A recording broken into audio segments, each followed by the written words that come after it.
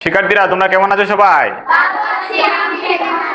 আমিও আলহামদুলিল্লাহ ভালো আছি। আজকে আমি তোমাদেরকে কমার ব্যবহার শিখাবো। দেখো এখানে একটা সংখ্যা আছে। এখানে কয়টা অঙ্ক আছে? 1 2 3 4 5 6 7 8। 8টি অঙ্ক আছে এই সংখ্যার মধ্যে। এখন কোথায় কমা বসবে বা কিভাবে কমা বসাতে হয় আজকে আমি তোমাদেরকে সেটাই শেখাবো।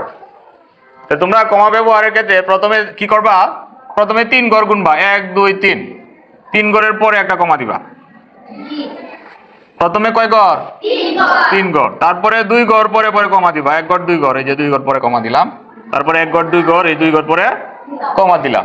তো প্রথমে যে 3 ঘর পরে কমা দিছো এটা হচ্ছে কি? হাজারের ঘর। এটা কি? হাজারের ঘর। পরে 2 ঘর পরে যে কমা দিছো এটা হচ্ছে লক্ষের ঘর। লক্ষের ঘর। তারপরে 2 ঘর পরে যে কমা এটা কি? কোটি। তাহলে যদি আমি এখন বলি যে একক দশক শতক হাজার অযুত লক্ষ নিযুত কোটি, তাহলে কয় কোটি? 6 কোটি। কয় কোটি? 6 কোটি। কত লক্ষ? 94 লক্ষ। Thank you. 94 লক্ষ। পরে কত হাজার? 34,000। তারপরে 532। এখন তোমরা কমা বসাতে পারবে না? আচ্ছা ঠিক আছে, ধন্যবাদ।